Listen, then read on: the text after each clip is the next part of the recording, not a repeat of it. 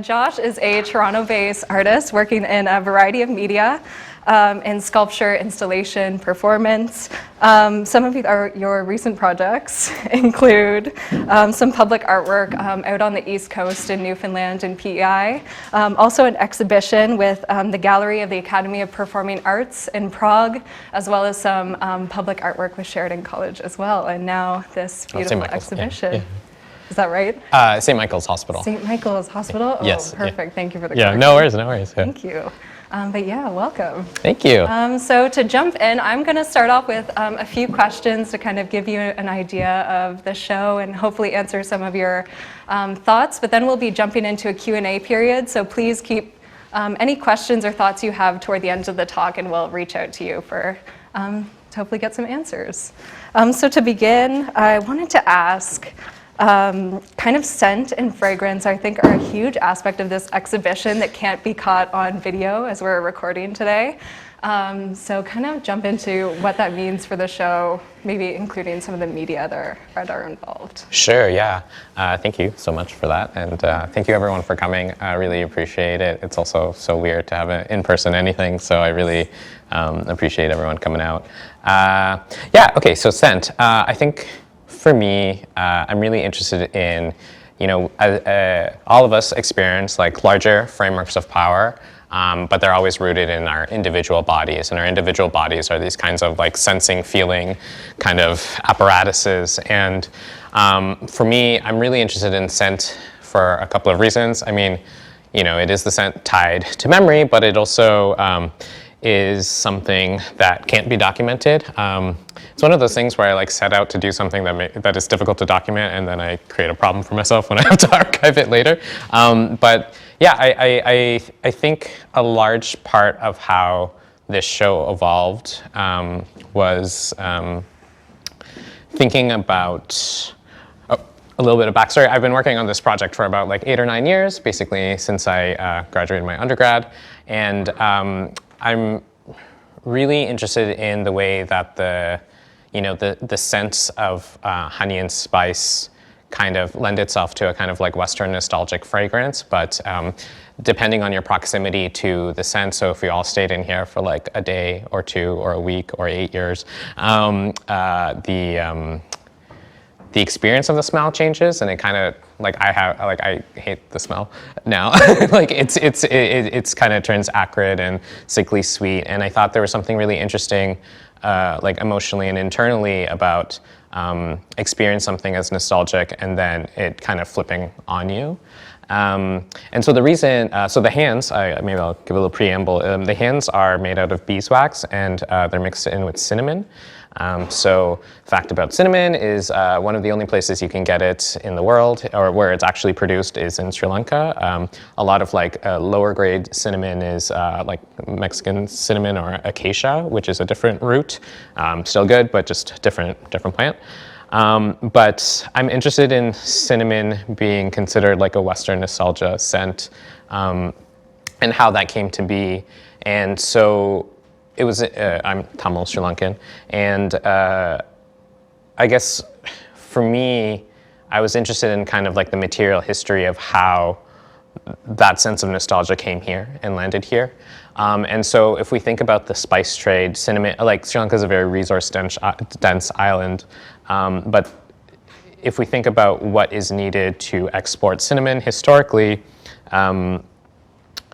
I kind of think about it in terms, going back to senses. So there, through the spice trade, there was a acknowledgement that there were new sense experiences that we've like never experienced before, right? So people in Europe were like, oh, like imagine, like I told you to imagine a color you've never seen, right? Like that's a kind of awe and wonder kind of sensation within your like perceptive faculties. And so in order to, so there was a lack of a sense experience. So once you know that there's something that you could be experiencing, kind of a lack grows within you. You want it, right? And that kind of informs a desire. And I was really interested in the way in which an accumulation of that kind of desire could create a material system like the spice trade. So if enough people want something, right, like we will build systems to facilitate that, or at least this is the history of the world so far. And so I'm also interested in the ways in which that desire creates a material system that requires a certain kind of material resource extraction. And there are a lot of things that go into sustaining that like large bridge from place that desires and place that has. And so with this artwork, I was really trying to trace the ways in which colonialism or resource extraction requires certain rationalizations between both the population that desires and the population that has or is proximate to the resources. And so really this work in a lot of ways and a lot of my work is really just like trying to have a conversation with my family that I just know that I can't have in a lot of ways. And for a variety of reasons, like language and also just like being like weirdly emotionally close to people and stuff like that, which is like, you know, real and comes from a material history as well. And so I was really interested in, you know, like the spice trade and all of that didn't come first. That wasn't like my starting point for here. What I was interested in is, so these are castings on my grandmother's hands, and I think I was trying to understand, like this show is really maybe about trying to understand my father and the material conditions that created his personality, and also the material conditions that created like the person who made him as well. So I like to think of this show as having three hands, like my father's, my grandmother's, and my own, with this show being my own, I guess. And so going back to the spice trade, I think, you know, when I look at the personalities of my family and maybe why language isn't so accessible to us and this kind of like ease of talking, and, you know, is common with like a lot of like colonized subjects, I guess. There are specific and certain technologies or institutions or ways of thinking that are enforced but also incentivized into that kind of help the people who are proximate to resources rationalize the extraction that's happening around them. And so things like school systems and like matriculation systems into education, but also religion, Catholicism, they provide really specific, there's a real use value to a religion that kind of prioritizes the dissolution of yourself for a greater project. And I think, you know, historically that is kind of the conditions that made the spice trade. In a lot of colonized spaces, like religion and missionary work is the tool that is used to kind of ensure that access to the resources that people are proximate to are given up freely or in exchange of something intangible like salvation.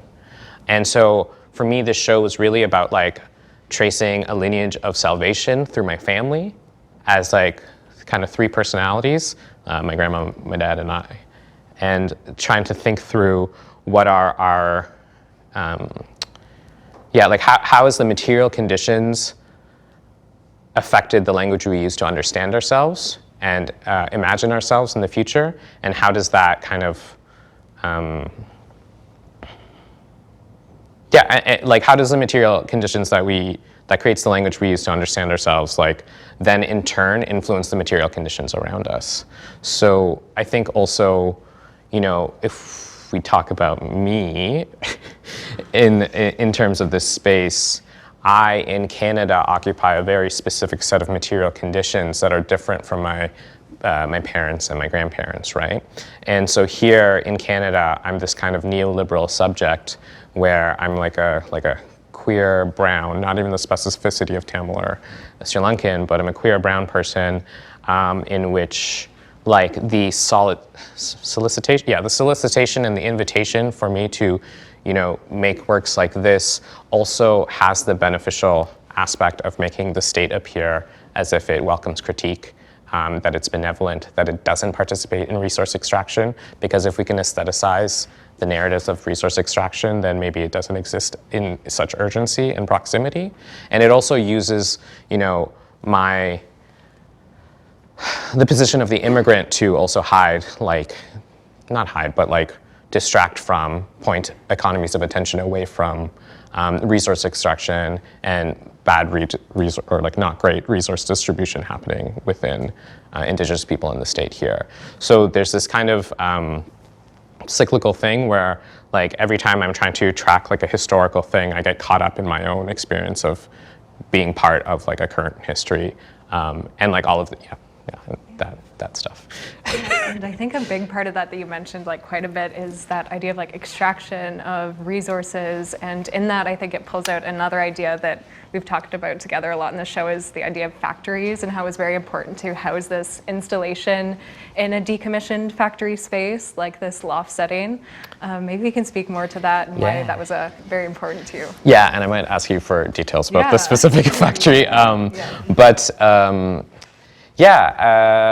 So one of the reasons why this show took me like a decade to like put on is like, number one, is like a lot of work. Number two, like I couldn't work on it consistently.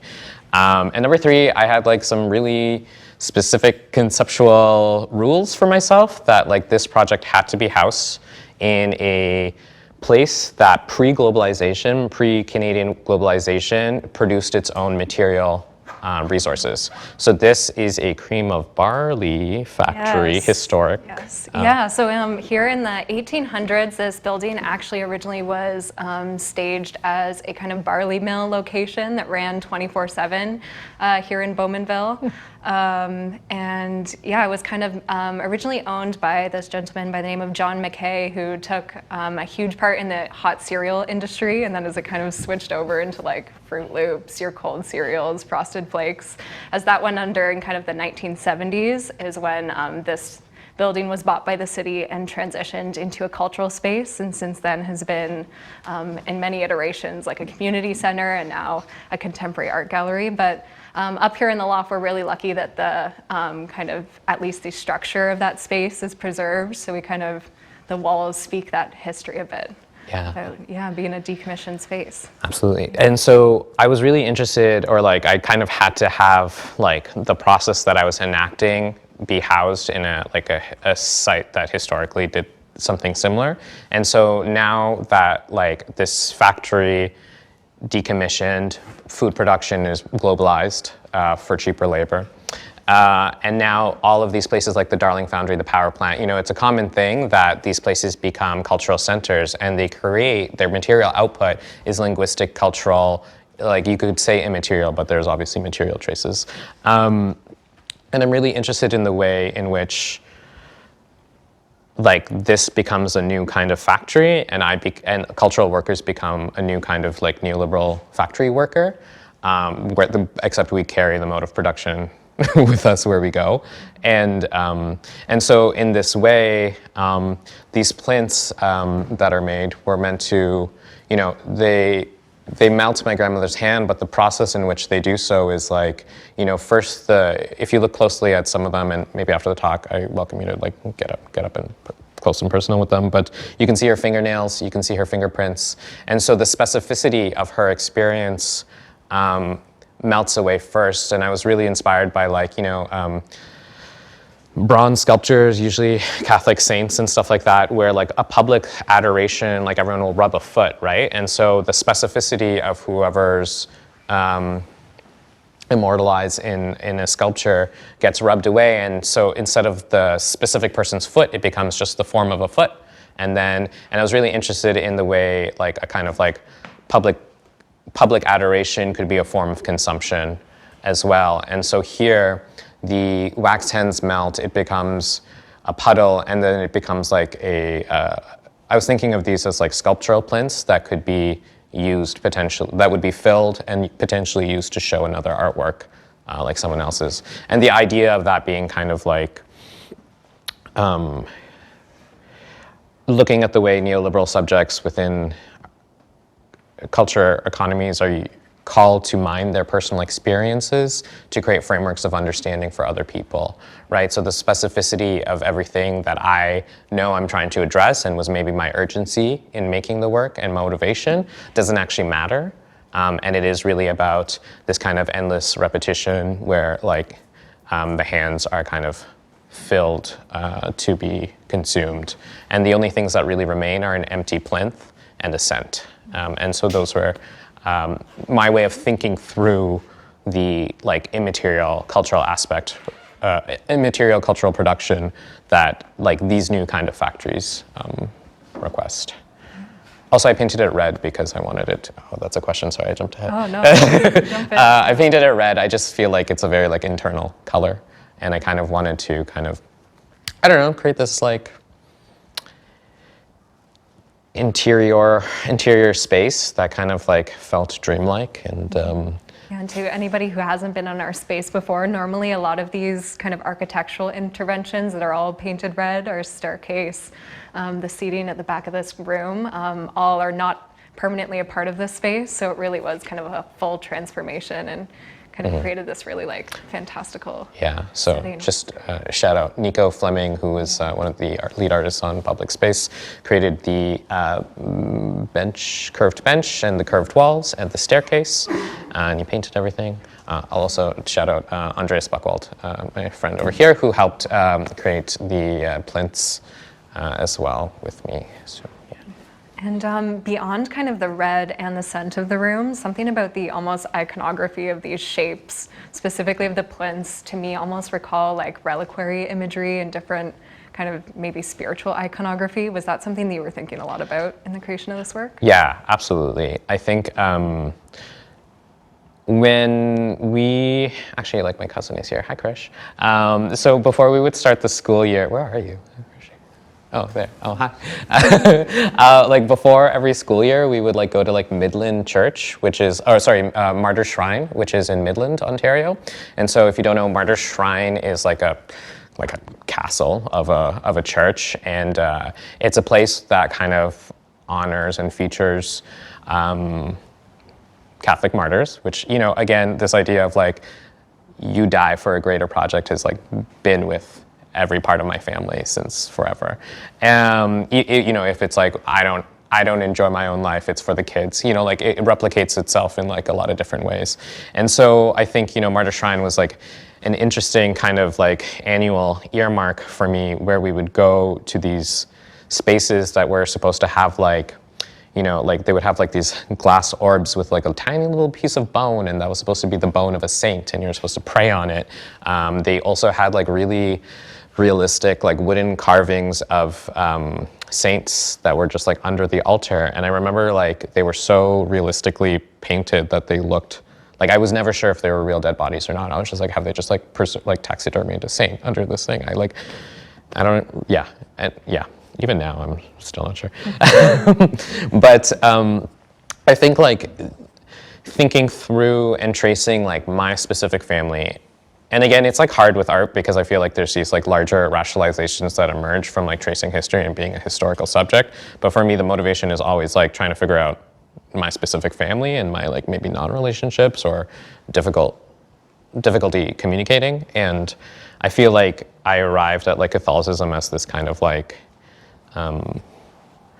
it just kind of kept popping up, like these spaces and these things where like this kind of ethos of, giving yourself up, not living for yourself, but rather living for a larger project, kept repeating itself.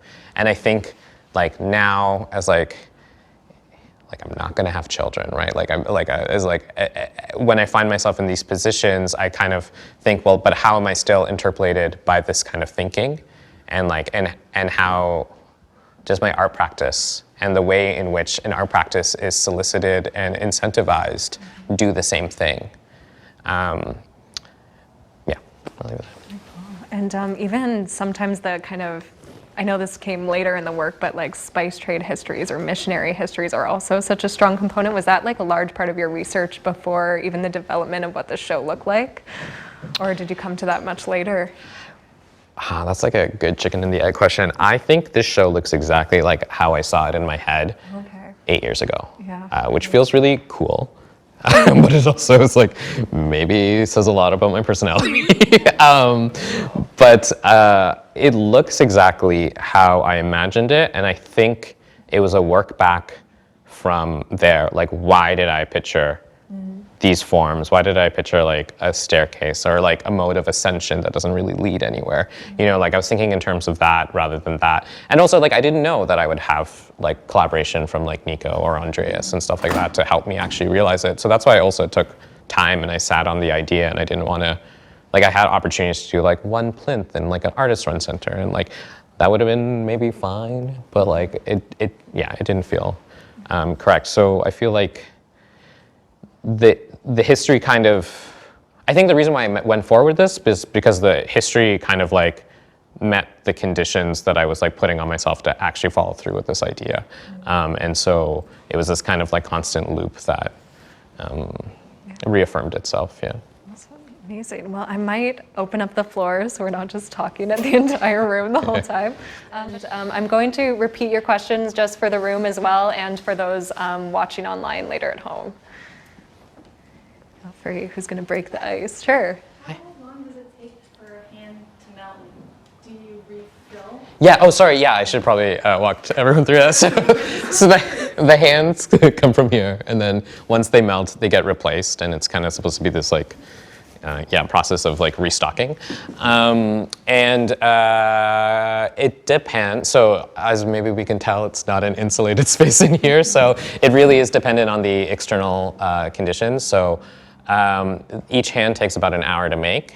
And it takes, today they're melting a lot faster because it's warmer. But like the few, like the last time I was here, it was really cold and it took a whole like 10 to 4 to melt one hand. So there's It varies, I think. yeah, it really. I think even when we were testing or you were testing in climate-controlled spaces, it went very quickly. Like it can be like as much as an hour. I made the show thinking that I made all these hands thinking it would be like 1 hour in, 1 hour out, like kind of thing, and like, but that was like in my apartment. Yeah, or with all the body heat in here today too, it does speed it up. But sometimes when it was getting cold, like in the dead of winter, it would be a little bit longer. Yeah, like I was thinking like, it's very possible for mold makers to go into like manufacturing and make like a mold that would make 5 at a time. But I kept it to, like I have my original casting that was like the body safe version that like came straight from my grandma, and then I only kept it to 2. Kind of because in this work of turning this thing into like a factory, I didn't want my participation in it to be like factory work, if that made sense. Like it was like 1 hour of like not just dumping wax in a mold. It's like you're pouring in and out, you're mixing a little bit of like cinnamon, getting a color, and then filling it with a different one. And I just kind of like, and maybe that was also me making busy work, but I think it was a way of like allocating an hour to a family relationship I otherwise wouldn't know how to allocate an hour to. Yeah. Well, thank you. And I saw that you had a question as well. Hi. When I'm looking at this installation, and when you were talking about the relics in the church, this reminds me of some of the images you see out of Dante's Inferno and the hands coming up out of purgatory. So how much did the iconography of Catholicism and its imagery impact your work? Pretty like directly and intensely. I think these were images that I grew up around and also was very encouraged to look at, like very gory Catholic stuff, right? Like like people like Baroque. Paintings of like saints getting whipped and being all like, "This is great, we love this, this is the goal, get whipped for God, Joan of Arc got burned, how awesome, and it was really like this kind of idea that like that is the way, that is like if you have a way to live, it is to understand yourself as contributing to something more important than yourself. And like, this isn't also, sorry? It reminds us of what to come. Yeah, as well. Yeah, and I think that's a really great point. Like it's not only the promise of salvation; it's the fear of retribution that motivates these kind of ideological incentivization processes to have access to materials, right? Like if you are revolting and you throw a Molotov cocktail at like your oppressor, you're going to go to hell, and hell's very scary. So don't do that, right? And like that kind of thinking, even as like like non-nuanced as I just said it, like trickles down into a lot of different ways of thinking. Like I won't reject my family if they reject me because hell, like there's lots of like moments where that kind of thinking happens. And this installation isn't me rejecting any of that. It's just kind of the only way I could put this into words, right? This is the way that I think like art also requires you to like have like a artist statement at the end and whatever, but like you're actually just saying like me think through these things. This is my mode of figuring out the world, is like by looking at materials, seeing where they come from, how they relate to me, who loses in my access to these materials. Like all of these things are kind of constantly, almost to like an overwhelming point. But like, yeah, I think that's like, I don't think of any of my shows as like finished or, yeah, there's no way to think of it because it took so long, right? Like, and so which maybe I have to like rethink that now that the show's closing, but like, I think these are just kind of like proof of thinking. This is my show the work, on like your math sheet or whatever. Yeah. Awesome. And more questions? Sure. I wanted to ask, how many casings are there? And to repeat the question, it was how many castings did you originally do for the show? That's a great question. I feel like Nidra knows the number and I don't. Where's Nidra?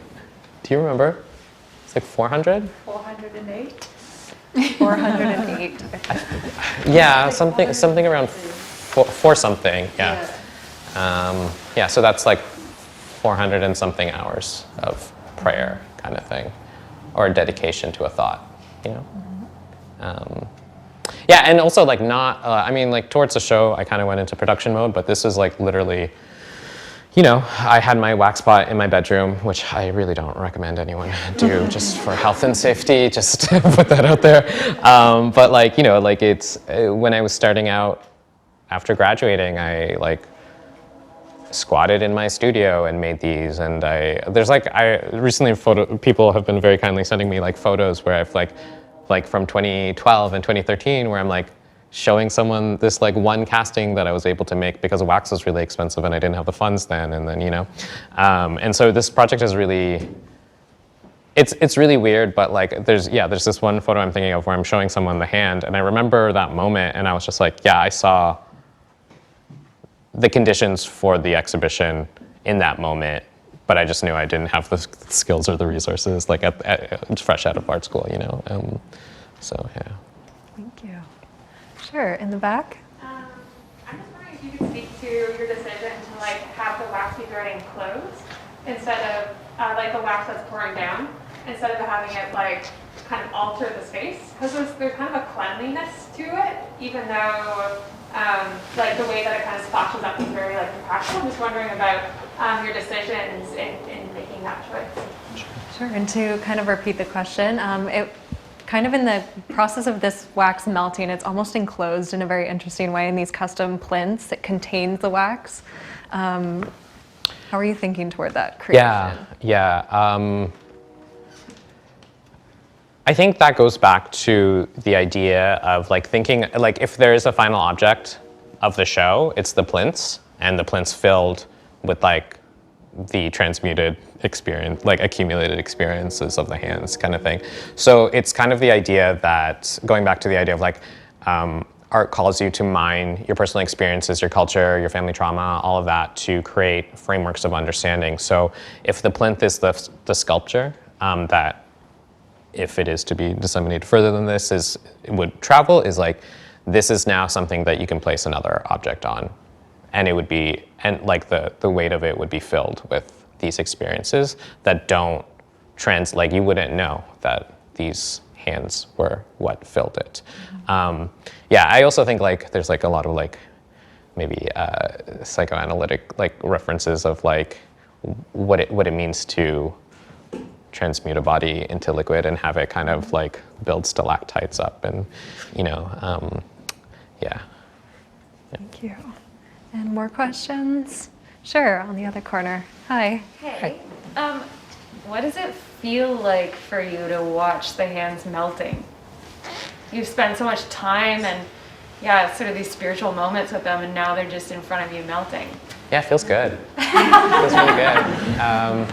I think there's a lot of things. So like also like in terms of like this is my thinking process. Like I was excited to learn from the thing. You know, you set certain conditions and you're like, okay, what metaphors will arise from this? What will I learn? And so it feels good. It feels good that like you can smell it. Like there's like a lot of like weird variables that I wasn't too sure of. I think like there is of course like really complicated feel. Like yesterday my parents saw the show, and which is like interesting in itself. But like I think there's like a lot of complicated feelings about doing it, about like this being the way that I tell my family I'm thinking about them. Really weird, right?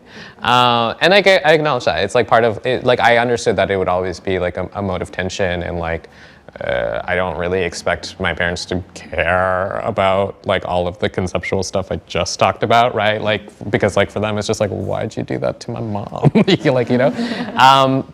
And I think like every time I also make work, there are like conversations I have in public, and then there are also ones that are like simultaneously building for like a potential conversation that may never come about why, right? So like I do have my reasons for my family for this show. You guys don't get it today though. Like those are like private things, and I think those are ways also of like keeping focus on not making it like a show, like, you know, like it lands, I don't know, it's a little different in my head than just an exhibition. Yeah. It's about many things, like the collision of a lot of different Absolutely. kind of topics. Yeah. And any more questions?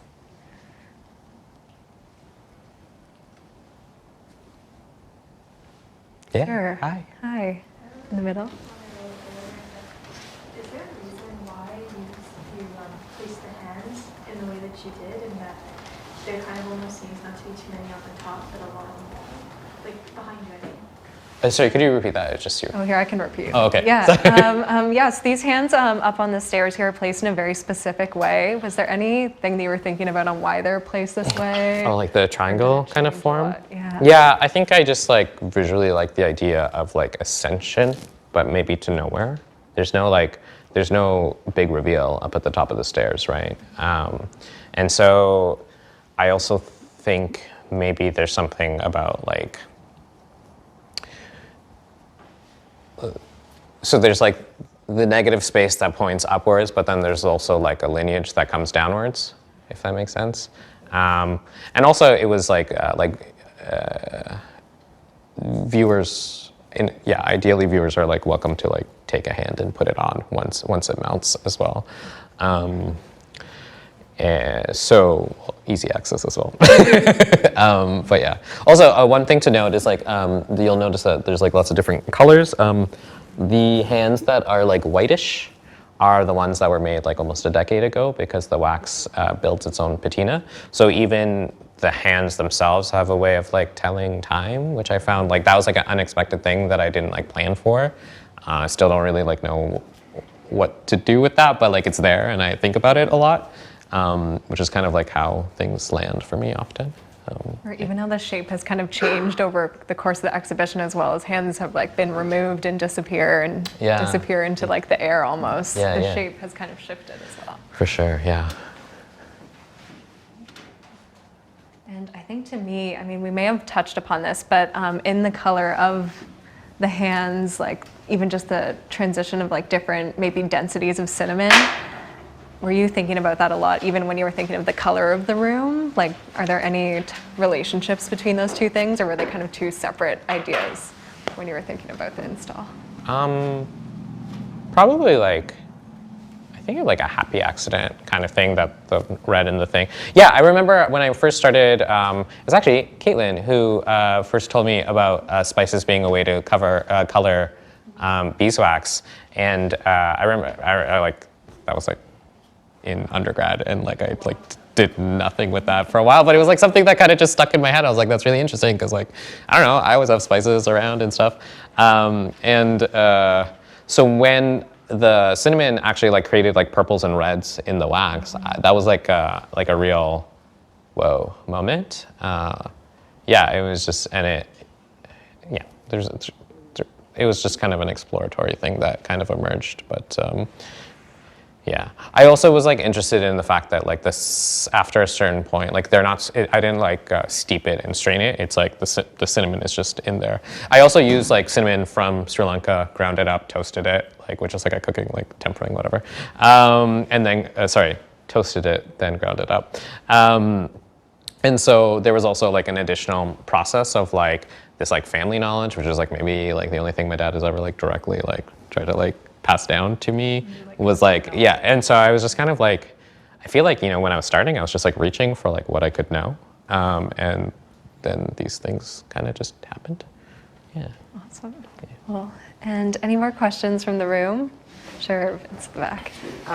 In terms of the labor of like kind of bringing a hand once it melts and putting it on a plinth, you know, and in general, like kind of maintaining the installation, you know, it means then that labor that you described as like very personal and very intimate then gets kind of like Outsourced? Yeah, and like I wonder if you if there's things you learned about that relationship, and like as you were saying, like it's about creating frameworks of understanding. So like, how does that circuit of labor either create frameworks of understanding or like create lapses? I don't know. I was curious about that part because. Do you want to repeat it? Oh, sure. Yeah, so a big aspect in the making of this show was concepts of labor and production, and that's kind of continued on during the run of the show, as there is some labor involved in taking the hands from the staircase that you see behind us and putting them on the plinths. Is there kind of, am I missing a part of your question? Which then means that a very intimate form of labor gets outsourced and sort of collectivized. Yes. So does that then create like, how does that change the work? Yeah, so there's an aspect of labor kind of outsourced to the staff here at the gallery as they move these hands back and forth. Yeah, I think like that, I didn't think about it in terms of outsourcing, but I think that really fits with like, that word really fits with like kind of the context that I was working with. But it was always like, for me, something where like the public would consume this and be active participants in the consumption of the thing or the dissolution of the thing. Because so much of how Catholicism, but also just like any of these like interpersonal ideologies of control and population maintenance and whatever are done through public consensus. Like if we all agree that this is a thing, we can make it like if all our internal states agree that this is a thing, we can make it a material reality. For better or for worse, that happens, you know, that is the mechanism that creates like a nation, a prison, and a community garden, right? And so there's something about forcing the public or the gallery to be active players in that kind of thing. And I also think it's really scary for like a public and probably even the gallery staff to handle artwork and then handle artwork to destroy it, you know? Like that's like not a thing that happens a lot. Yeah, it's like painting over a mural, yeah. Or like smashing a sculpture or something. It's really interesting. And so also like I think in that moment of reverence to maybe give a moment of like, I'm doing this, you know, like, and I do this, like regardless of being here. Yeah. Awesome, thank you. And any more questions at all? Don't be shy. Sure. Joy. I'm wondering in terms of if your concept of having the hands fully melted, like what's kind of after, like in terms of, did you imagine all the hands would be fully kind of consumed and melted, or they're going to exist in a different space, or anything like that? Yeah, so the question was like, what's the plan for the hands after kind of thing? Yeah, very fair question. I have that one too. No, I think like in my imagining of the thing, like not really taking account like external temperatures and like a lot of other stuff, I made these hands, like the amount of wax I ordered that I then turned into hands was to kind of fill all of them halfway through. So that was kind of like always the plan, was to see how I could fill them with this experience.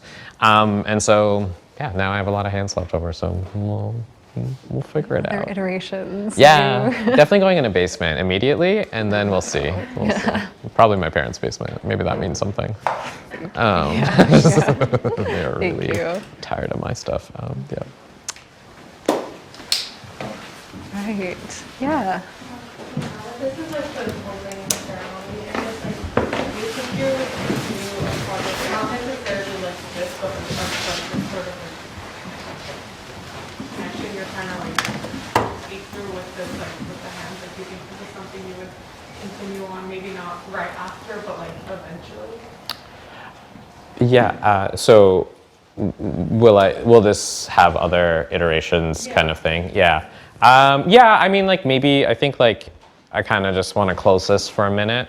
It's been 8 or 9 years, and I'm really looking forward to closing it. But at the same time, I realized that like hands have been like a go-to articulation tool for me in my practice, and I like only just realized this after like the artwork that was just purchased by St. Michael's Hospital is like drawings of hands like that are cut out of like plastic and diffraction grating that like, so the light shines through them and it casts a rainbow on the inside of the hospital in the form of the hands. And I didn't even realize that I had like done hands already, kind of thing. And I feel like there's like one more instance where I accidentally used hands and I didn't, like it was an intention. Which one? Oh yeah, small pulls. It was a video. Yeah, thank you, Caitlin. Yeah, and so I think like it's also in terms of like depersonalization or like, I don't know, like first player video game feeling, whatever that is called.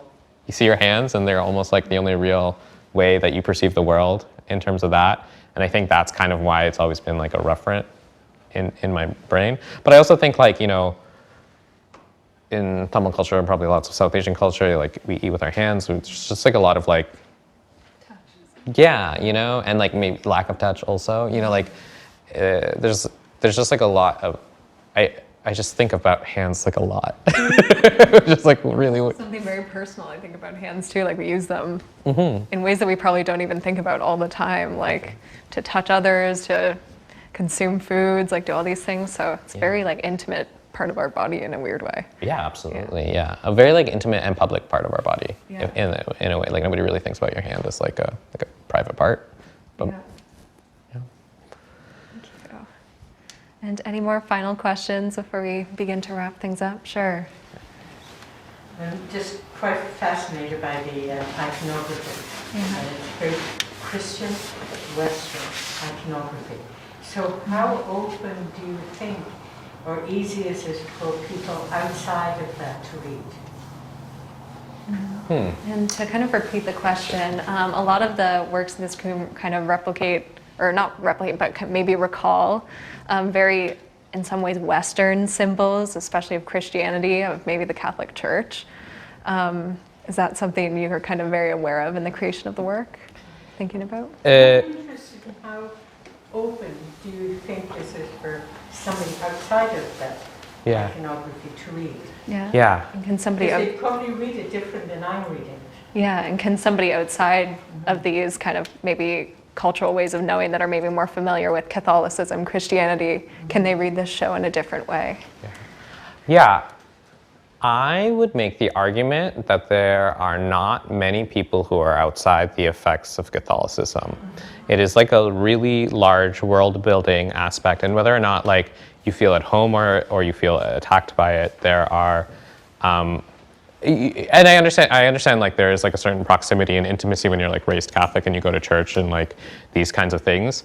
But I also think Catholicism is interesting for me, not just as a way to like be like, I'm not going to church, Mom, but like also because Catholicism and its permeations like have effects within like the workforce and labor force, like thinking of a good worker, you know, even like thinking about like Protestant labor, which is like, you know, different than Catholicism, but like this idea of like, especially in the States, like a Protestant work ethic, you know, what is that? Well, that's like a labor force that's dictated by a sense of salvation and a threat of redemption and purgatory. Yeah, exactly.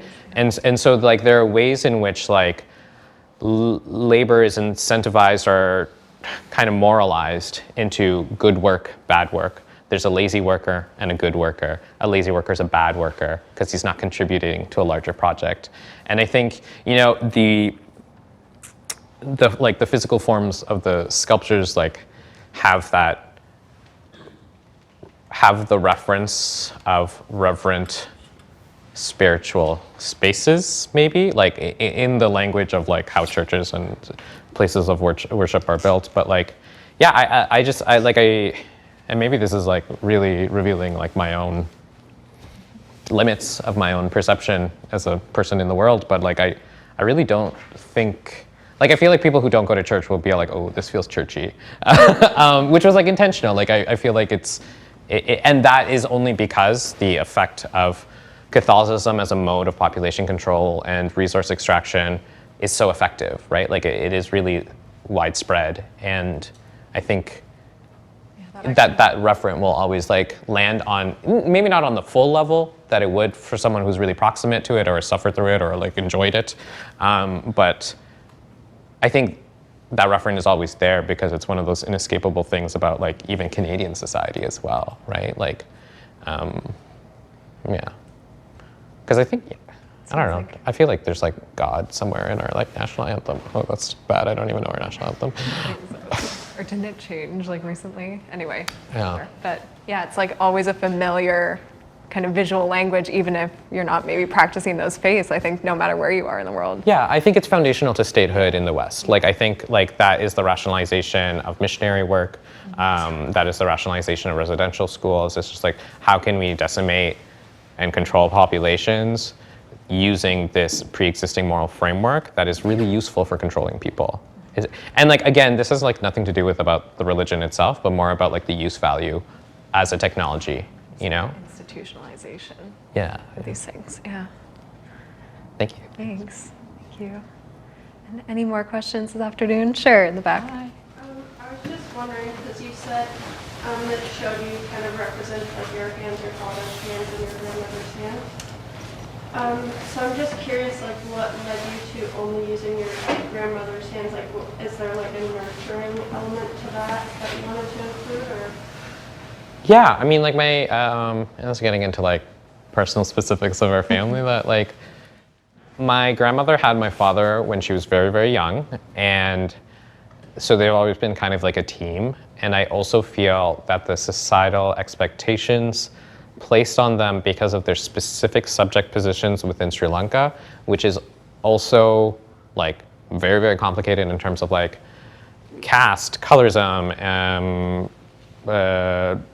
her being like a single mom and a young mom, and also Tamil, obviously, sorry, big one to miss. Like all of these things, like I guess like there's nurturing, but it's also like how did you survive, and like what were the interpersonal personality things that were affected by the outside world that influence what it means to survive to you. Like if you live your life pursuing pleasure, is that survival? Or not pursuing pleasure but living for someone else, is that survival? Because I don't think that's my form of survival, but then I'm a neoliberal subject of Canada, right? And so it's kind of like tracing those kinds of relationships in the space, or not in the space, within the space between us, maybe. Even in like an impersonal way, like a matured, aged hand also tells the story of like a lifetime, of many lifetimes, like ancestors, and yeah. So even if it's not like your personal family, for example, it's still so connected to so many different kind of experiences, whether they be positive or painful. Yeah, absolutely. I feel like I didn't really answer your question, but it's what I got right now. I'm so sorry. Ricky. I had a follow-up question to that. You mentioned that your parents saw the show yesterday. Yeah. I'm curious about how they responded to that. I'll send you the pictures later, Ricky. It's really funny. They are really intimidated by art spaces, which is like another, maybe this is my church and they don't belong, you know, that kind of feeling, which is interesting in a lot of ways. I think they don't know. Yeah, I mean, like they sent me a text message being all like, they sent me 14 photos of them in the space. My mom put up a lot of peace signs and took photos besides stuff. It's really cute. Yeah, it was really cute. And then I was just like, oh my God, like this is all over WhatsApp, of course. There's no talking. And I was just like, oh my God, thank you. That was like really sweet. I really appreciate you guys making the drive. I specifically didn't ask, what did you think? Because I feel like there's maybe a lot of, that's a really unfair question for me to ask. And also there's probably a lot of like insecurity of saying the wrong thing or just like, I don't know, just, it's a weird thing to ask specifically with my parents. But I did say, how long did you spend in the space? And in response, I just, everyone read it in the family group chat and then they just sent like WhatsApp forwards, just like unrelated, like just the wildest stuff, like 3 signs of inflammation in your hands, you know, just like lots of just like random stuff. I guess that sort of relates because it's hands, but like I don't think they meant it to. And so there's just like kind of like also like a non-acknowledgement. And then like much later, like a few minutes before everyone came in, they were like, oh, we spent 20 minutes in the space. We talked to Megan, we talked to Chris, and that was about it. And you know, and I wonder, yeah, as this just happened, I wonder what the level of engagement will be in terms of talking through this.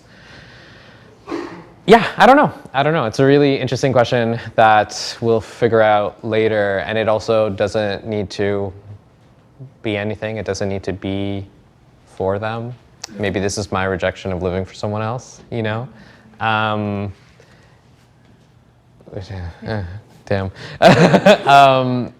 Yeah, I think there's a lot of things there. My sister is coming in tomorrow. I mean, I'm really excited that like Krish is here too because we grew up together. Hi, just like my cousin. And like my sister is gonna come and see the space, and I think like maybe because we all come from the same, I'm excited to talk to them more and less apprehensive, obviously, because we kind of experience you being like, I don't know, are you first gen? Same. If none of us were born here? Yeah, we're all same generation, great. Yeah, thank you. Same generation of like experience of like neoliberal Canada experiences that weren't necessarily formulated by the harsh implications of like war and like structural racism that like barred Tamil participation in like all areas of life, you know? And like war, like violent shit, right? And so, yeah, I'm also very aware that like those differences in experience like exist between my parents and them, and that's why also like this maybe is not useful to them in the way that it is super useful for me. Mm-hmm. Yeah. Thank you. And any final questions before we wrap up and send many of you back home? I know it's a long drive. Sure, well, maybe on that note, we might wrap up this afternoon. So I want to thank you all again for coming out. Of course, as we have a bit of a little reception after, you can always come to us one-on-one Yeah, come say hi. Yeah, say hi, offer any other questions. And to give you all a reminder, we do have some food and beverages downstairs before you hop on a bus and head back to the city, if that's how you joined us today. So feel free to grab those. And before I say my final thank yous and goodbye, just a reminder that we are recording today. So if you missed signing off a release on any involvement or participation, please check in with any of our staff here on site and we'll make sure we grab that signature from you before you're out the door this afternoon. So thank you so much. Thank you for Thank you so much. your continuous work. Yes.